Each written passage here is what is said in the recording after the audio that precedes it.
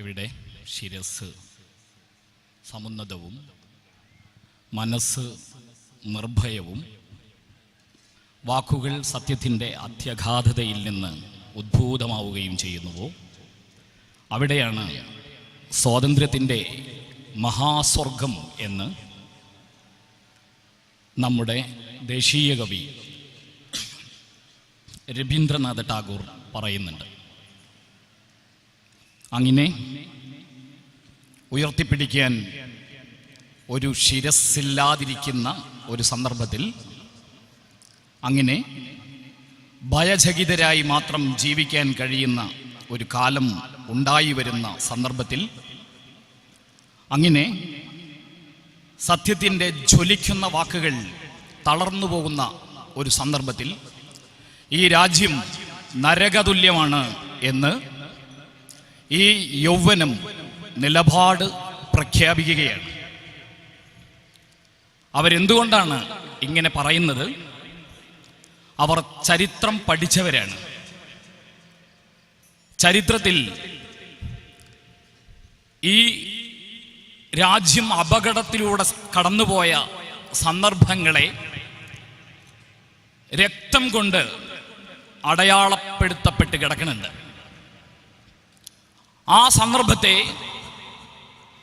ഇങ്ങനെ ഒരു കാലത്തു നിന്നുകൊണ്ട് നിരീക്ഷിക്കുന്ന സന്ദർഭത്തിൽ ഈ രാജ്യത്തിൻ്റെ യൗവനത്തിന് വിളിച്ചു പറയാൻ കഴിയുന്ന ഒരു നിലപാട്, ഈ രാഷ്ട്രം നിർമ്മിച്ചവർ അവർ സ്വപ്നം കണ്ട സ്വർഗരാജ്യം, ഈ രാഷ്ട്രം നിർമ്മിച്ചവർ പുലർന്നു കാണണം എന്ന് വിചാരിച്ച മോഹന രാജ്യം, അത് നിർമ്മിക്കുന്നതിന് വേണ്ടി കണ്ണിൽ എണ്ണയൊഴിച്ച് ഉറക്കമൊഴിഞ്ഞ് ഇങ്ങനെ കാവലിരിക്കാൻ ഞങ്ങളുണ്ടാവുമെന്നും ഇനിയും ആവശ്യമാണെങ്കിൽ അവരെ പോലെ ഈ മണ്ണിൽ ചോര കൊണ്ട് നനയ്ക്കാൻ ഞങ്ങൾ ഉണർന്നിരിക്കുന്നു എന്നും അവർ വിളംബരപ്പെടുത്താതെ തരമില്ല. അതാണ് ഈ യൗവനം ഇവിടെ ഉറക്കെ അത്യുച്ചത്തിൽ നിലപാടായി പ്രഖ്യാപിച്ചുകൊണ്ടിരിക്കുന്നത്. നമ്മുടെ രാജ്യം ആരുടേതാണെന്നാണ് ഉയർന്നു വന്നിരിക്കുന്ന ചോദ്യം. ഈ രാജ്യം ആരുടേതാണ്? ഈ രാജ്യം നമ്മുടേതാണോ? ഈ രാജ്യം അത് സൃഷ്ടിച്ചവരുടേതാണോ? അതോ ഈ രാജ്യം അത് സൃഷ്ടിക്കുന്ന കാലത്ത് അതിനോട് വിമുഖത പുലർത്തി പാലം വലിച്ചവരുടേതാണോ എന്നതാണ് ചോദ്യം. അതിൻ്റെ ഉത്തരം ഇതാണ്: ഈ രാജ്യം ഇവിടെ ജനിച്ചവരുടേതാണ്. ഈ രാജ്യം ഇത് നിർമ്മിച്ചവരുടേതാണ്. ആരാണ് ഈ രാജ്യം നിർമ്മിച്ചത് എന്നതാണ് അടുത്ത ചോദ്യം. ആ രാജ്യം നിർമ്മിച്ചതിൻ്റെ പിറകിൽ പ്രവർത്തിച്ചത് ആര് എന്നതാണ് അതിനോട് ചേർന്ന് നിൽക്കുന്ന ചോദ്യം. അതിൻ്റെ ഉത്തരം ഇതാണ്: ഈ രാജ്യം നിർമ്മിച്ചത് ഞങ്ങളാണ് എന്നതാണ്. ഈ രാജ്യം നിർമ്മിച്ച ഞങ്ങൾ ആരാണ് എന്ന ചോദ്യത്തിന്റെ ഉത്തരം: ഈ രാജ്യം നിർമ്മിച്ചത് ഞങ്ങൾ ഹിന്ദുക്കളാണ്, ഞങ്ങൾ മുസ്ലിങ്ങളാണ്, ഞങ്ങൾ ക്രിസ്ത്യാനികളാണ്, ഞങ്ങൾ കമ്മ്യൂണിസ്റ്റുകാരാണ്, ഞങ്ങൾ സ്വതന്ത്ര ചിന്താഗതിക്കാരാണ്. ഈ രാജ്യം ആരുടേതാണ് എന്ന ചോദ്യത്തിന്റെ ഉത്തരം ഈ രാജ്യം നിർമ്മിച്ചവരുടേതാണ് എന്ന് മാത്രമാണ്. അതുകൊണ്ട് ഈ രാജ്യം നിർമ്മിച്ചവർ സ്വപ്നം കണ്ടിരുന്നതെന്തോ അത് പുലരുവോളം ആ രാജ്യത്തെ ഇങ്ങനെ നിലനിർത്തുവാൻ വേണ്ടി നമ്മുടെ രക്തം സമർപ്പിക്കാൻ ഞങ്ങൾ തയ്യാറാണെന്ന് ആവർത്തിച്ചാവർത്തിച്ച് ഈ യൗവനം വിളംബരപ്പെടുത്തിക്കൊണ്ടേയിരിക്കും. ഈ രാജ്യം നിർമ്മിച്ചത് നമുക്കെല്ലാവർക്കും വേണ്ടിയാണ് എന്നതിൻ്റെ സാക്ഷ്യവാക്യമാണ് മതേതരത്വം. നമ്മുടെ രാജ്യത്തിൻ്റെ ഭരണഘടനയുടെ അസ്ഥിവാരമാണ് മതേതരത്വം. എന്താണ് മതേതരത്വം എന്ന് പറഞ്ഞാൽ? മതേതരത്വം എന്നതിന് നമ്മൾ അർത്ഥമാക്കുന്നത് മത ഇതരമായത് എന്നാണ്.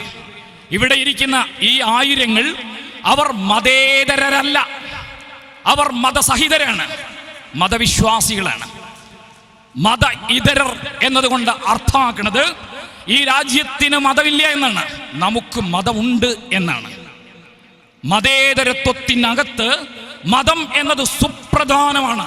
മതത്തെ മാറ്റി നിർത്തിയാൽ മതേതരത്വത്തിന് പ്രസക്തിയില്ല. അതുകൊണ്ട് ഈ രാജ്യം മതേതരമാണ്, രാജ്യത്തിന് മതമില്ല. രാജ്യത്തിന്റെ മതം പ്രത്യേകം നിർണയിക്കപ്പെട്ടിട്ടില്ല. ഈ രാജ്യത്ത് എല്ലാ മതസ്ഥരും തുല്യരാണ്.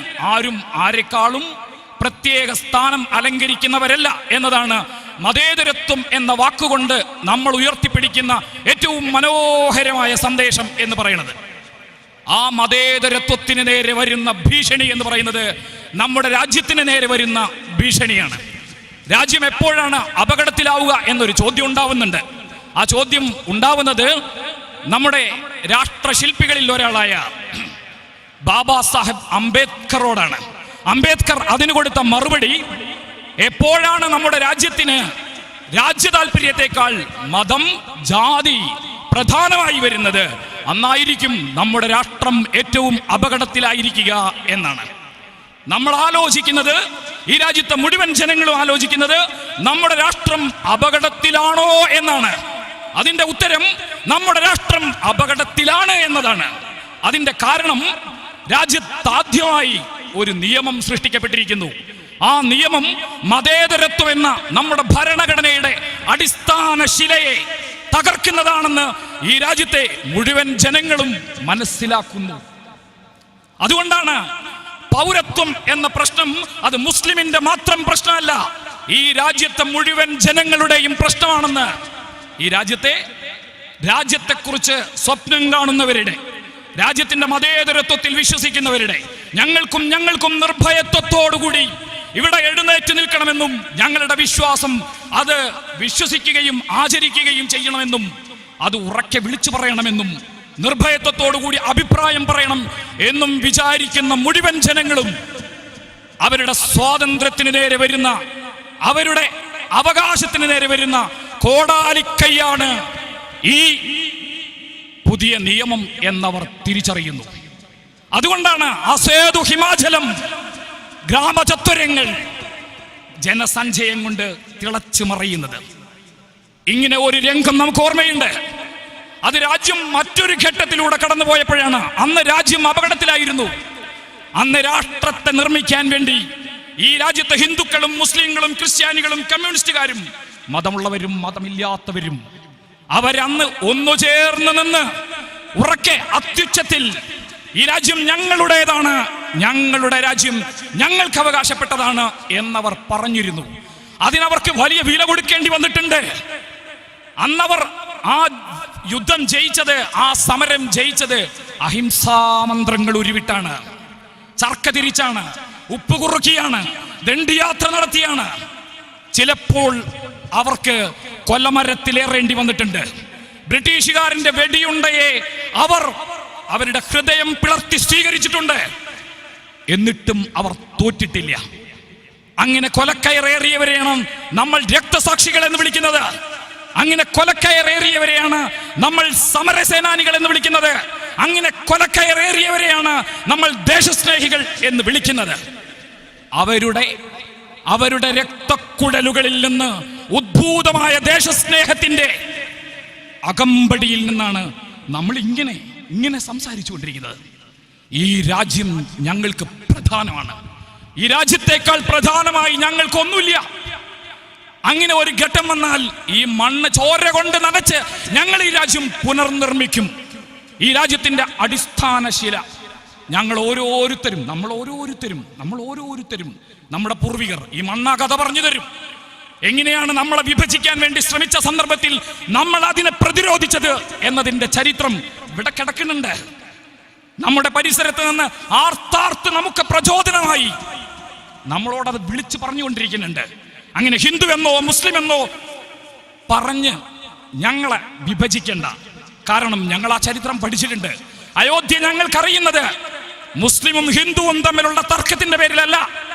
അങ്ങനെ ഒരു തർക്കം നിർമ്മിക്കാൻ വേണ്ടി ശ്രമിച്ച കാലത്ത് ഞങ്ങൾ ഒന്നാണ് രാജ്യത്തിന് വേണ്ടി എന്ന് പറഞ്ഞ് ഒരു കൊലക്കയറിലേറിയ ബാബാ രാംചന്ദ്ര പ്രസാദിന്റെയും മൗലാന അമീർ അലിയുടെയും ഒരു കൊലക്കയറിൽ ഒന്നായി പിരിഞ്ഞു നിന്ന് ഈ രാജ്യം ഇതുപോലെ ഞങ്ങളുടേതാണ്, ഞങ്ങൾ ഒന്നായി നിന്ന് ഞങ്ങളുടേതാണ് എന്ന് സാക്ഷ്യപ്പെടുത്തിയിട്ടുണ്ട്. കേരളത്തിലേക്ക് വരുമ്പോൾ വക്കം അബ്ദുൽ ഖാദർ ഉദിച്ചു നിൽക്കുന്നുണ്ട്, കൂടെ അനന്തൻ നായരുണ്ട്. അങ്ങനെയാണ് നമ്മൾ ഈ രാജ്യത്തിന്റെ സ്വാതന്ത്ര്യം നേടിയത്. പുതിയ പ്രധാനമന്ത്രിമാർക്ക് പുതിയ ഭരണാധികാരികൾക്ക് ഈ രാജ്യത്തെ ജനങ്ങളെ വിഭജിക്കാൻ കഴിയുമെന്ന് വിചാരിക്കുന്നത് മൂഢസ്വപ്നമാണ്. നടക്കാൻ പോകുന്നില്ല. ഈ ചരിത്രം പഠിച്ചവരാണ് നമ്മൾ. അതുകൊണ്ടാണ് ഈ രാജ്യത്തെ ഹിന്ദുക്കളും മുസ്ലിങ്ങളും ഇപ്പോഴും ഒന്നായി ചേർന്ന് നിൽക്കുന്നത്. രാജ്യം എന്ന് വരുമ്പോൾ നമുക്ക് ഏറ്റവും പ്രധാനം അതായിരിക്കും. അതുകൊണ്ട് രാജ്യത്തിന്റെ മതേതര സങ്കല്പങ്ങളെ പരിപാവനമായി ഇങ്ങനെ പുലർന്നു കാണണം എന്ന് വിചാരിക്കുന്ന ഈ രാജ്യത്തെ ഓരോ ജനവും ഓരോ ജനങ്ങളും ഈ സമരത്തിന്റെ മുന്നണിയിൽ ഞങ്ങളുണ്ട് എന്ന് പറഞ്ഞ് ധീരമായിട്ടുണ്ടായിരിക്കും. മറ്റൊരു കാര്യം കൂടി ഉണർത്തേണ്ടി വരും. ജനാധിപത്യത്തിന് നേരെ വരുന്ന സമരത്തെക്കുറിച്ചാണത്. ജനാധിപത്യത്തിന് നേരെ വരുന്ന ആക്രമണത്തെക്കുറിച്ചാണ്. എന്താണ് ജനാധിപത്യം എന്ന ചോദ്യത്തിന്റെ ഉത്തരം ഞങ്ങളുടേതാണ്. ഈ രാജ്യത്തിന്റെ അധികാരം എന്നതാണ്.